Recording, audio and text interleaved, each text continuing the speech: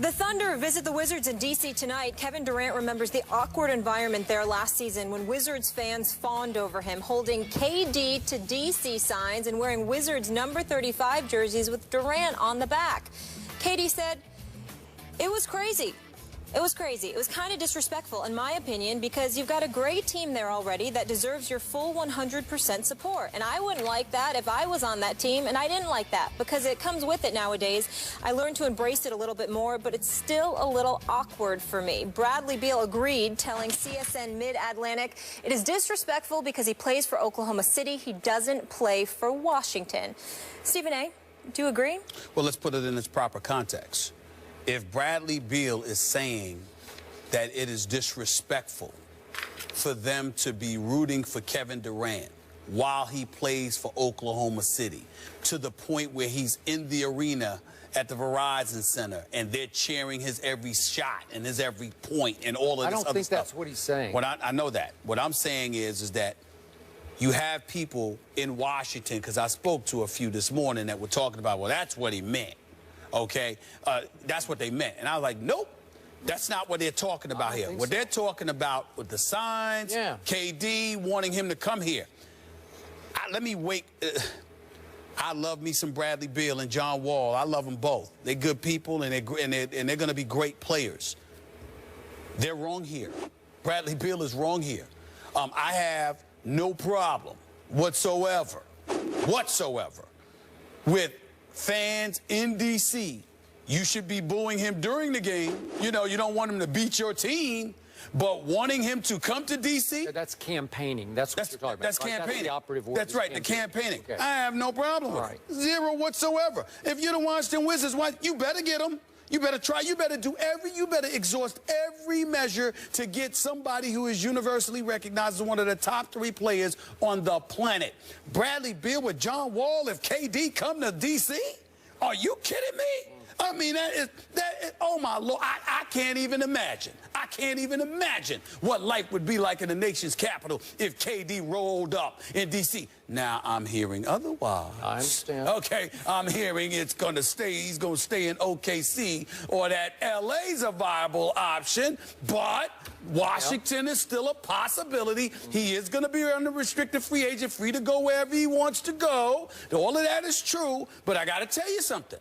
I'm looking at KD. Listen, I got tired of them relying on Nene, because Nene with Gortat wasn't working. They were going to go home in the second round. And I haven't forgiven them for losing every home game in that series against Indiana the season before last. But when I look at them right now, they decided to go small. You got Gortat at the 5. You got Otto Porter at the 3. You got either Chris Humphries or Dudley at the 4. You got Beal and Wall in the backcourt. You get KD with those two. The other 2 positions should just be out there for mop-up duty. Grab rebounds, defend, and shut the hell up and hope you get the ball. Because those 3 dudes need to be shooting all of the time. It would be special. So I don't blame them. They haven't been to the finals since '79. They haven't won a title since '78. It's been 35-plus years since you were relevant in the championship equation, and you had a decent shot before Gilbert Arenas shredded your franchise with his nonsense. So to me, I don't blame the city, the nation's capital, for starving for KD. He's homegrown. He's a homegrown product, and they are starving for relevancy, and he's the ticket to it. Just don't be rooting for him while he's playing the Wizards. Okay. I disagree with what you just said, but we have a double-edged sword here. We have KD and we have Bradley Beal, both saying it's disrespectful. I think Kevin's not being completely honest with his feelings there, because he can't be. He's got to be PC and say the right thing, which is, boy, that's disrespectful to him. I think deep down or privately, he really appreciates it and actually probably loves it, because he's from that neighborhood, man. And to go home and feel the love from those folks, I think it means a lot to Kevin.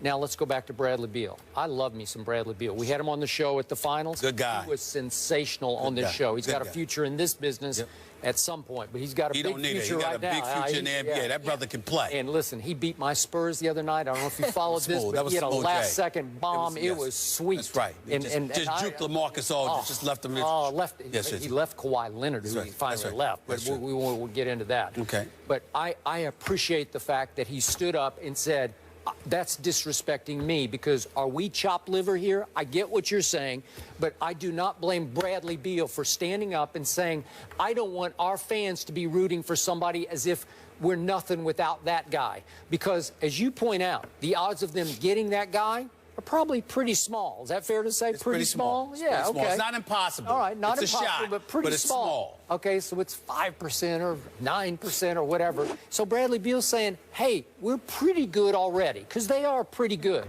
And they lost to Atlanta in the second round, as you say, last year, 4-2. That was about as good as they could get, and that was with Paul Pierce. Are they going to miss him this year? Is it going to be the same? Will they have the same sort of, you know, that veteran gutty leadership or big shot making when it's time? I don't know. I still like the team. I don't love them, but I love the fact that Bradley Beal stood up and said, no, don't do that to us, because we got a chance. Well, you can love it all you want. What I'm saying is, it ain't disrespectful for a fan base that hasn't been to the finals since 1979. And keep in mind, 1979. I was there. I covered those games. Molly, 1979. Yeah. I was 12 years old. Yeah, I wasn't That's born. the last time. I'm sorry, I apologize. I was 11 going on 12. So the point that I'm trying to make to you is, yes, Wesley Unseld, Elvin Hayes and the crew, Bobby Dandridge and them. No question about it. Okay, I get it. But the flip side to it, Skip Bayless, is that it has been that long since this team has gone to the franchise. Damn it, they were called the Bullets back then, and they changed their name to the Wizards, okay? And A. Poland was the longer. They did. Listen, okay, that's fine. But in the end, especially some incidents they had on that team. In the end, you're not doing anything. And Bradley Beal has got a lot of promise. I love that brother. John Wall is big time to me, and he's going to get even better. But they need more. They are not beating LeBron James. No. They're not competing with Cleveland and them if you don't get a Durant. And the real question is, does Durant want to come east and contend against LeBron? Yep. I ain't getting to that. We can save that for another time. Okay. But what I'm saying, what I'm telling you is, if Durant goes to Washington, it's Cleveland, Washington. There ain't even a reason to talk about anybody. Yeah, but time out. I got to say this real quick. If I'm Kevin Durant, I would much rather compete against just LeBron than the entire West, man, because the West is rough. Well, that's fair. That's fair enough, depending on how you look at it.